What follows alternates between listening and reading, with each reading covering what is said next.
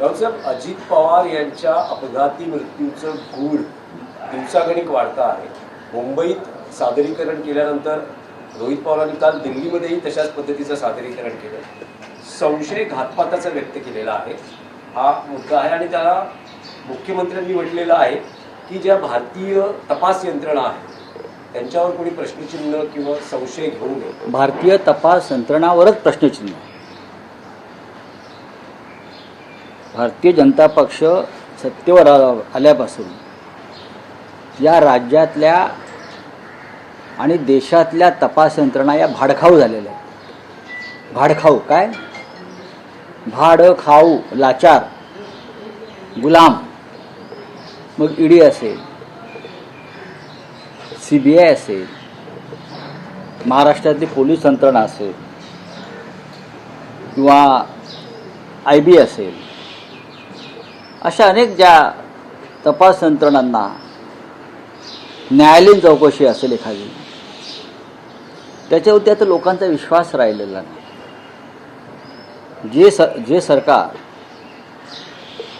देश, भारत माता आपल्या स्वार्थासाठी आणि आपली चामडी वाचवण्यासाठी प्रेसिडेंट ट्रम्पच्या पायाशी गहाण ठेवू शकते भारत माता, ते सरकार काही करू शकतं. आतापर्यंत मोदी आल्यापासून कोणत्याही घटनेचा तपास हा निष्पक्ष झालेला नाही. उलट तो पक्षपातीच झाला. भारतीय जनता पक्षाच्या नेत्यांना सातत्यानं क्लीन चिट देण्यात आली.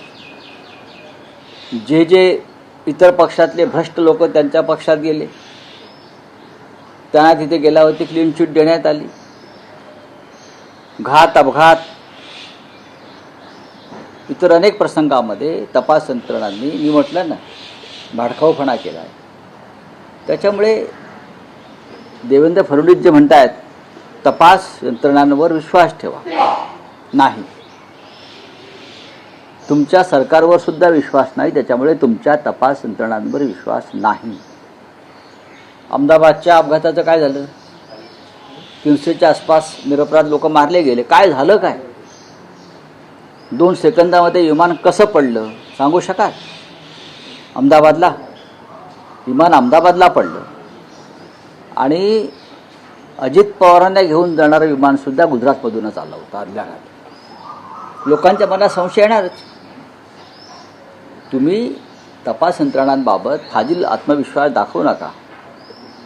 न्यायालयांपासून सर्व तपास यंत्रणा तुमच्या टाचेखाली आहे हे अख्ख्या देशाला आणि जगाला माहिती आहे. मिस्टर फडणवीस, इतकंच मी आपल्याला सांगू इच्छितो. रोहित पवार यांनी जे मांडलेले मुद्दे आहेत ते तुम्ही स्वतः तपासा. आपण राज्याचे मुख्यमंत्री आहात, बरं का?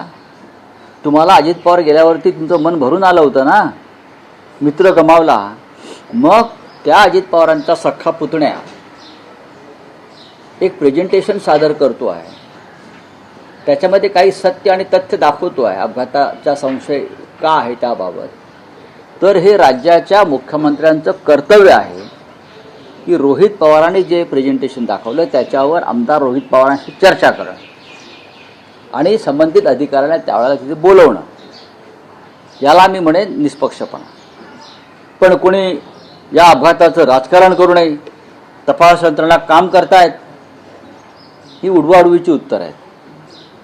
तुमचं दुःख हे ढोंग आहे. पण रावसाहेब, मुख्यमंत्री म्हणतात की तपास यंत्रणांवर विश्वास ठेवा, सगळं सत्य चौकशीतून बाहेर. मी तुम्हाला सांगतो ना, तपास यंत्रणावर महाराष्ट्राचा विश्वास नाही. आतापर्यंतचा इतिहास असा आहे की संजय गांधी असतील, वायासाहेब रेड्डी असतील, माधवराव सिंधिया, राजेश पायलट, गोपीनाथ मुंडे असे अनेक, VK रावत, या सगळ्यांचे जे अपघाती मृत्यू झालेले, बालयोगी, लोकसभा अध्यक्ष बालयोगी, माधवराव सिंधिया, या सगळ्यांचे जे अपघाती मृत्यू झालेले आहेत त्यांचं अपघाताचं चौकशी होऊन त्याचं सत्य बाहेर कधीच आलं नाही. या अपघाताचंही सत्य बाहेर येईल असं तुम्हाला वाटतं? या अपघाताचं सत्य पवार कुटुंबानं बाहेर काढलेलं आहे.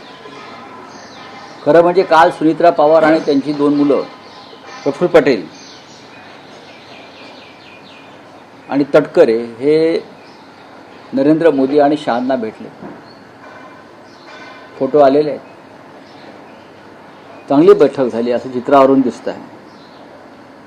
रोहित पवारांनी दिलेलं प्रेझेंटेशन संदर्भात जो संशय व्यक्त होतोय महाराष्ट्रात, त्या संदर्भात त्यांनी देशाच्या प्रधानमंत्र्यांशी सुद्धा बोलायला हवं होतं.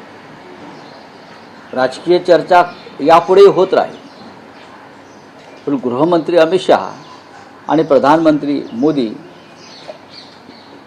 यांच्याशी जर प्रफुल्ल पटेल किंवा सुनेत्रा वहिनींनी चर्चा केली असती तर कदाचित तपासाला गती आली असती. नाही, पण आज सामना संपादकीयमध्ये पुन्हा एकदा रोहित पवारांनी जो उल्लेख केलाय तो अगदी स्पष्ट शब्दात ठळकपणे करण्यात आलेला आहे. त्या विदर्भातल्या नेत्याबद्दल, त्याच्या फाईलवरच्या स्वाक्षरीबद्दल नेमकं काय म्हणायचं आहे सामना मुखपत्राला, किंवा काय भूमिका? नाही, हा संपूर्णच प्रकार संशयास्पदच आहे ना. आणि रोहित पवारांनी जे सांगितलेलं आहे त्या प्रत्येक मुद्द्याची चौकशी व्हायला पाहिजे.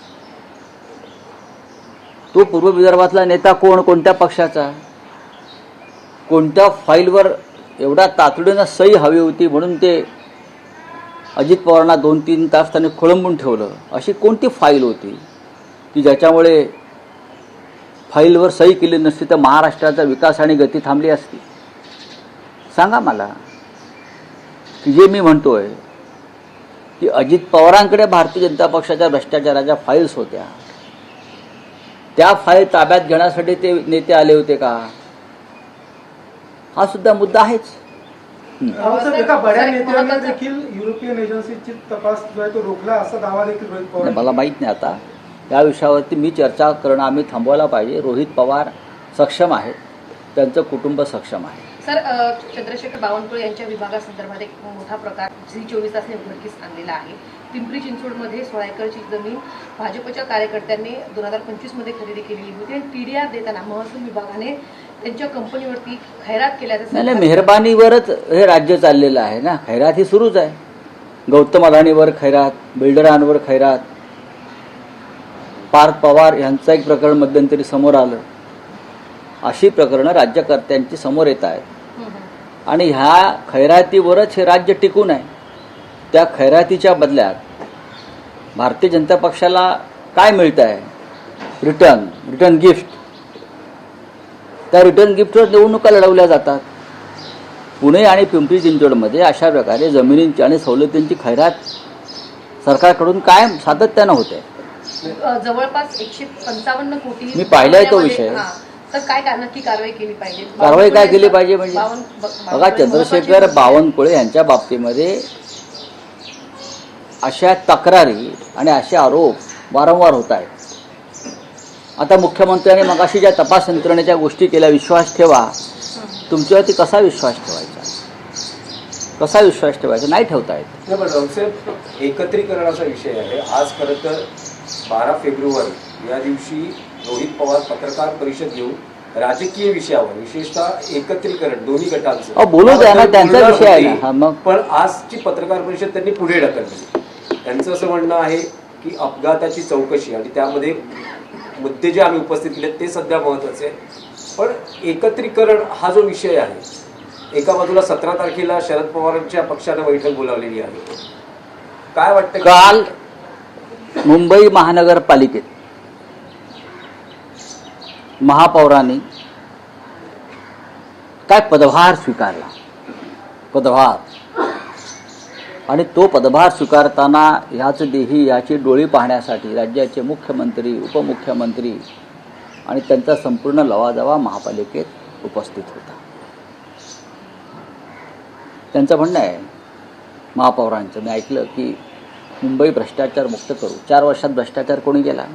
त्यांच्याच प्रशासकांनी, नगरविकास खात्यानं आणि मुख्यमंत्र्यांनी केला आहे. त्यांनी नक्कीच चौकशी केली पाहिजे. मुंबई आम्ही सुरक्षित करू म्हणे महिलांसाठी, बोलल्यात ना. जर मुंबई महिलांसाठी सुरक्षित वाटत नसेल याचा अर्थ देवेंद्र फडणवीस यांचे ते अपयश आहे.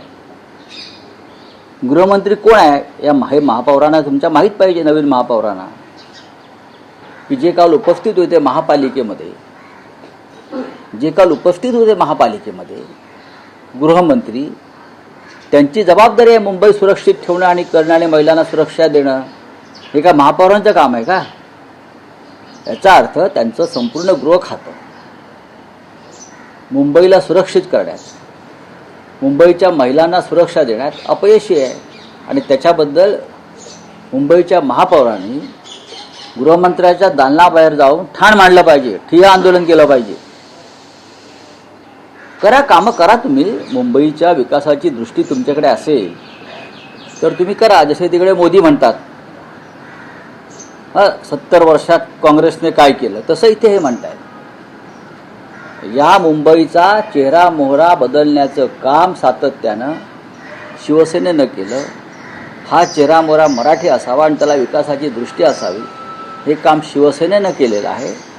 असली शिवसेनेनं, काल तिथे उपस्थित असलेल्या डुप्लिकेट शिवसेनेनं नाही. त्याच्यामुळेच काल मला आश्चर्य वाटलं की महापालिकेत येताना मोदीच्या घोषणा कसल्या देत आहे, काय संबंध काय. नशीब अडाणी घोषणा दिल्या नाही. मोदी म्हणजे अडाणी त्याचा दुसरा अर्थ तो आहे.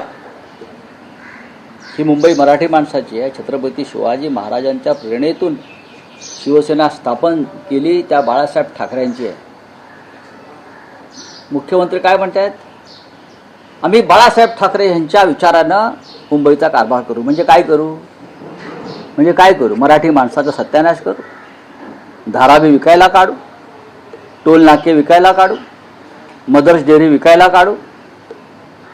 नानावटी हॉस्पिटल समोर जो पवन हंसचा भूखंड आहे, जिथे हेलिकॉप्टर्स उतरतात, खाजगी विमानं उतरतात, तो जवळजवळ 400 एकरपेक्षा जास्त एकरचा भूखंड आम्हाला हवाय असं गौतम अडाणींनी सरकारला कळवलं आहे. एअरपोर्ट अथॉरिटीची जमीन आहे, ती जागा आहे. अनेक वर्ष ती जागा केंद्र सरकारची आहे, महाराष्ट्र सरकारची आहे. ती एअरपोर्ट अथॉरिटीची जमीनसुद्धा गौतम अडाणीला देण्यासंदर्भात महाराष्ट्र सरकार आणि केंद्र सरकार विचार करत आहे. हा काय बाळासाहेब ठाकरेंचा विचार आहे का? जे मिस्टर फडणवीस जे सांगतायत आम्ही बाळासाहेब ठाकरेंच्या विचारानं राज्य करू. मला बाळासाहेब ठाकरे माहिती आहेत का? कधी समजून घेतलेत का? ते त्याच्या बाजूला दुसरे होते. काय त्यांना बाळासाहेब ठाकरे माहिती आहे? मुंबई विकायला काढल्या, जसं काल राहुल गांधी म्हटले देश विकायला काढलाय, भारत माता विकायला काढलेली आहे, तशी ही मुंबादेवीची, मुंबई मराठी माणसाची मुंबई ह्या लोकांनी विकायला काढलेली आहे. आणि आमचे नगरसेवक विरोधी पक्षात जरी असले तरी फडणवीस, मोदी आणि शहांचा आणि अडाणीचा मुंबई विकण्याचा डाव उधळून लावल्याशिवाय राहणार नाही. माझं लक्ष आहे एअरपोर्ट अथॉरिटीच्या जमिनीवर. काल दिल्लीमध्ये मी सगळी माहिती घेतली त्या संदर्भात.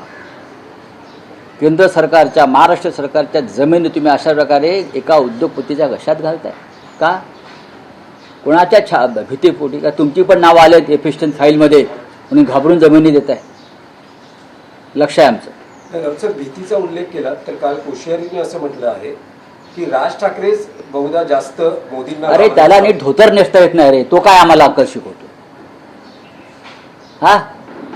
त्याला नीट धोतर नेसता येत नाही स्वतःच. बघा ना तुम्ही त्याच्यासमोर, बघा तुम्ही त्याला एकदा, त्याचं धोतर कसं असतं ते. जो स्वतः धोतर नीट नेसू शकत नाही तो ठाकरेंना सांगतोय आम्हाला मोदीला घाबरू नका. मोदीला कोण घाबरत आहे?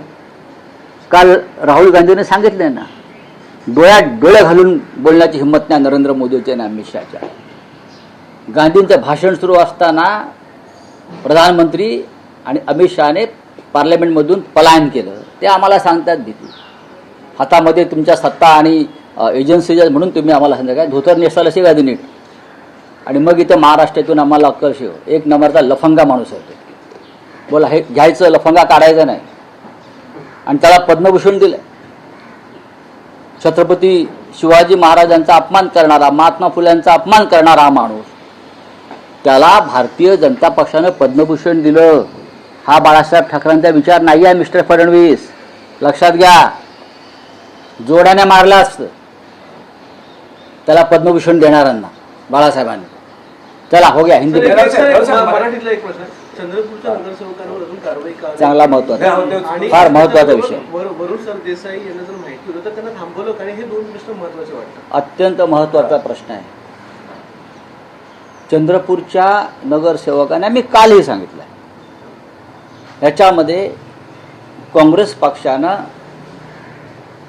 अधिक गंभीरतेनं चर्चा करणं गरजेचं होतं शिवसेनेच्या आमच्या नगरसेवकांशी, त्या गटाशी.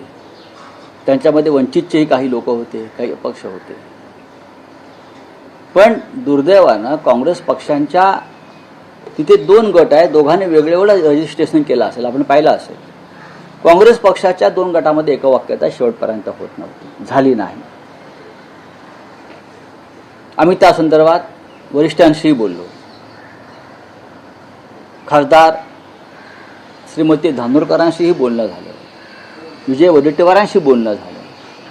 तरीही जर त्या दोघांमधलंच मिटत नाही, अशा वेळेला स्थानिक राजकारणामध्ये काय उलथापालथ झाली आणि त्यांनी भारतीय जनता पक्षाला पाठिंबा दिला, महापौरपद वगैरे दिलं. त्या संदर्भात स्वतः उद्धव ठाकरे लक्ष घालत आहेत. स्वतः कदाचित 1-2 दिवसात त्या लोकांना इथे मुंबईत पाचारण केलं जाईल आणि त्यानंतरची पुढली खबर मी तुम्हाला देईन. पण एक सांगतो, मी तुम्हाला माननीय उद्धवजींचं परत एकदा सांगतो की कोणत्याही परिस्थितीमध्ये भारतीय जनता पक्षाला मदत करण्याची भूमिका त्यांची नव्हती आणि आजही नाही. ज्या भारतीय जनता पक्षानं बाळासाहेब ठाकरेंचा पक्ष फोडला, चिन्ह चोरायला मदत केली, अशा चोरांना पाठिंबा देऊन कुठेही सत्तेवर आणू नका, हे त्यांचे स्पष्ट आदेश चंद्रपूरसाठी होती. या उपर जर कोणी सुपर उद्धव ठाकरे झाले असतील तर मला माहित नाही. पण ते सुपर उद्धव ठाकरे वरुण सरदेसाई आहेत का? एक स्पेसिफिक प्रश्न आहे, ते सुपर उद्धव ठाकरे वरुण सरदेसाई आहेत का? कारण गिरे यांच्या प्रतिक्रियेत असं म्हणता आहेत, मला आम्ही संपर्कात होतो वरुण सरदेसाईंच्या, त्यांनी सांगितलं तुम्हाला योग्य वाटेल तो निर्णय घ्या. त्यामुळे ते वरुण सरदेसाई योग्य वाटेल तो निर्णय उद्धव ठाकरे आहेत का? नाही. उद्धव ठाकरे एकच आहेत, जसे बाळासाहेब ठाकरे तसे उद्धव ठाकरे एक आहे. मी स्वतः उद्धव ठाकरेंचे आदेश मानतो. मी किती मोठा झालो तरी एखादी गोष्ट जरी मला मनाला पटली नाही, पण जेव्हा माझे पक्षप्रमुख मला सांगतात की संजय आपल्याला हे करायचं आहे, पुढे न्यायचं आहे, तेव्हा मी त्या संदर्भात कधीही वाद घालत नाही आणि त्यांचा आदेश जो आहे तो पाळतो. सत्ता वगैरे किंवा पदं वगैरे त्याच्यापुढे काही नाही, ही मी घेतलेली आमच्यासारख्या असंख्य लोकांनी पाळलेली शिस्त आहे या पक्षामध्ये. जर सत्ता ही मोठी असेल, कोणाला वाटत असेल आपल्या विचारांपेक्षा, तर मी त्यांना इथून हात जोडतो. नाही, पण राऊत साहेब तुम्ही म्हणालात उद्धव ठाकरेंची भूमिका विरोधी पक्षामध्ये बसायला काहीच हरकत नसतं. आज मुंबईमध्ये आम्ही विरोधी पक्षात बसतो आहोत. भूमिका मान्य न करता जर स्थानिकांनी तो निर्णय घेतला असेल, जर स्थानिकांवर कारवाई होणार असेल, तर मग ज्यांना सांगण्यात आलं, ज्यांच्या संपर्कात होते, अशा वरुण सरदेसाईंवर कारवाई होणार का? असं आहे की हे तुम्ही आणि मी बोलू शकत नाही ना, कोणीतरी तिथून सांगताय. अनेकदा असे चर्चा आमच्याशी होत असतात, पण शेवटी आम्ही फायनली माननीय उद्धव ठाकरे साहेबांचा हा निरोप आहे हे सांगतो.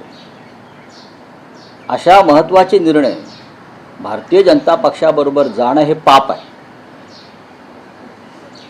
आणि हा महाराष्ट्राला न पटणारा विचार. आज त्यांच्याकडे सत्ता आहे, केंद्रात आहे, महाराष्ट्रात आहे, ती उद्या राहण्याची शक्यता अजिबात नाही.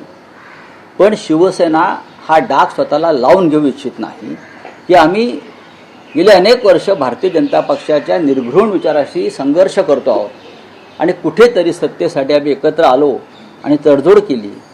ही गोष्ट माझ्यासारख्याच्या मनाला न पटणारी आहे. नाही, पण राऊतसाहेब मुनगंटीवार असं म्हणतंय की जे ठाकरे सेना आणि भाजपमध्ये जी युती झाली आणि महापौर बसला, त्यात मुख्यमंत्र्यांनी 1 ऐवजी 1.25 वर्ष ठाकरे सेनेला महापौर देण्यास सांगितलेलं आहे आणि ठाकरे गट आणि भाजपमध्ये स्टॅम्प पेपरवर करार झालाय. मला माहिती, स्टॅम्प पेपरवर करार झालाय साहेब. बघा, याच्यावरती उद्धव ठाकरेंची सही असं मला वाटत नाही. मी परत सांगतो, स्थानिक पातळीवरती काय झालंय त्या संदर्भात उद्धव ठाकरे आता माहिती घेत आहेत. पण पक्षातले बहुसंख्य लोक या भूमिकेशी, या विचारांशी या क्षणी मान्य नाही. चंद्रपूरला जर करायची आहे तुम्हाला युती, तर आधी तुम्ही महाराष्ट्र मंत्रिमंडळातल्या गद्दारांना बाहेर काढा. तुम्हाला शिवसेना हवी आहे ना, खरी ओरिजिनल. मग शिवसेनेतून बेईमानी करून आलेल्या लोकांना बाहेर काढा, मग आम्ही तुमच्याशी चर्चा करू. नाही, पण त्यात तुम्ही काँग्रेसला असं म्हटलं होतं की सत्ता मिळाली नाही याची काँग्रेसला लाज वाटली नाही, बघा, त्यावर सपकाळांचं प्रत्युत्तर तुम्हाला असं आहे की इतरांची लाज काढण्यापेक्षा चंद्रपुरात लाज कुणी घालवली हे तपासणं महत्वाचं आहे. हो, ती बघा, हर्षवर्धन सपकाळ जे बोललेले आहेत त्यांनी आत्मचिंतन करायला पाहिजे. आमचे मित्र आहेत ते. शेवटच्या मिनिटापर्यंत तुमच्या 2 गटामध्ये एक वाक्यता का झाली नाही, आणि प्रदेशाध्यक्ष म्हणून आपली जबाबदारी जास्त होती उद्धव ठाकरेंशी चर्चा करण्याची. प्रदेशाध्यक्ष म्हणून तुमची जबाबदारी जास्त होती. तुमच्या पक्षातले 2 गट ज्या टोकाचा भूमिका घेऊन तिथे उपस्थित होते ते, तुम्ही या राज्याचे पक्षाचे प्रमुख आहात ना. मी याविषयी राहुलजीशी बोललेलो आहे आणि वेणुगोपाल यांच्याशी बोललेलो आहे. ही जबाबदारी नेतृत्व म्हणून हर्षवर्धन सपकाळ यांची आहे की उद्धवजी आमचं आता एकवाक्यता झालेली आहे आणि आपल्याला आता एकत्रित पुढे जायचं आहे चंद्रपूरला, आणि उद्धवजींची तयारी होती. तुम्ही काय सांगताय आम्हाला? राजकारणामध्ये आमचीही काळ्याचे पांढरे व्हायची वेळ आलेली आहे किंवा झालेली आहे. नाही, पण रावसाहेब परभणीमध्ये मुस्लिम महापूर झाले. पुढे परभणीमध्ये मग काय आलं? झाला पुढे काय? या देशाचा राष्ट्रपती मुस्लिम होऊ शकतो, अटल बिहारींनी केलेलं आहे. या देशाचा अनेक ठिकाणी मुख्यमंत्री मुसलमान होऊ शकतो, महाराष्ट्रात झालेले आहेत. राज्यपाल होऊ शकतात, लष्कर प्रमुख होऊ शकतात, झालेले आहेत. निवडणूक आयुक्त मुस्लिम होऊ शकतात. मग एखाद्या ठिकाणी जर मुस्लिम महापौर झाला तर हा तुम्हाला प्रश्न का पडावा? तर तुम्हालाही सगळ्यांना काल संघ विचाराचं बाळकडू तुमच्या पोटात आणि ओठात गेलंय का? नाही, तसं नाही. नाही, पण रावसाहेब चंद्रपूर बाबतीत उद्धव ठाकरे जो स्थानिकांनी निर्णय घेतलेला आहे, फेरविचार करणार का? पाठिंबा काढून हे मी आता सांगू घेण्याबाबतीत शकत नाही. ही मला हालचाली होणार का? मी दिल्लीतून काल आलो आहे. आज मी उद्धवजींना भेटणार आहे. जसं कल्याणला मनसेच्या बाबतीत झालं तसं चंद्रपूरला शिवसेनेच्या बाबतीत झालं असं भारत म्हणेल. ठीक आहे, चला बोलू. जानना चाहेंगे जो है उपमुख्यमंत्री अजित पवार इनके एक्सीडेंट को लेकर कल रोहित पवार ने भी काफी सारे सवाल खड़े किए तपास यंत्रणा को लेकर, क्या रहेंगे? बात ऐसी है कि इन्वेस्टिगेशन एजेंसी इस एक्सीडेंट या षड्यंत्र का जांच कर रही है, लेकिन जिस प्रकार से सभी पूरे देश की और राज्य की पुलिस यंत्रणा, सीबीआई, आईबी, ये भारतीय जनता पार्टी के मुट्ठी में है, तो क्या निष्पक्ष जांच हो पाएगी? आज लोगों के मन में इतना संशय है ये एक्सीडेंट के बारे में, क्या ये एक्सीडेंट है या और कुछ हो गया है यहाँ, उस बारे में रोहित पवार ने जो प्रेजेंटेशन दिया है, उनके पवार फैमिली का एक महत्वपूर्ण सदस्य जो एमएलए है, उसने तो कल प्रेजेंटेशन दिया है कि किस प्रकार से ये हादसा हुआ और ये हादसा कम और ही कुछ उसके पीछे षड्यंत्र है, इस प्रकार के एविडेंस सामने लाए हैं. तो उस बारे में देश के गृह मंत्री ने सोचना चाहिए, और पवार फैमिली जो खास करके डिप्टी सीएम सुनेत्रा पवार और उनके बेटे ने जो कल पीएम से मिले हैं या होम मिनिस्टर से मिले हैं, ये मांग करनी चाहिए. चलिए, थैंक यू. सर एक आखिरी सवाल. महाराष्ट्र के लातूर जिले में एक एक्सप्रेस में यात्रा करते हुए 2 यात्रियों को कुछ लोगों ने मिलकर पीटा है. उनका ऐसा कहना है कि टोपी पहनी हुई थी और कुछ धर्म की वजह से हमें मारपीट की गई, ऐसे उन्होंने. उसके ऊपर देवेंद्र फडणवीस जी का क्या बयान आएगा, उसके ऊपर मैं बोलूँगा.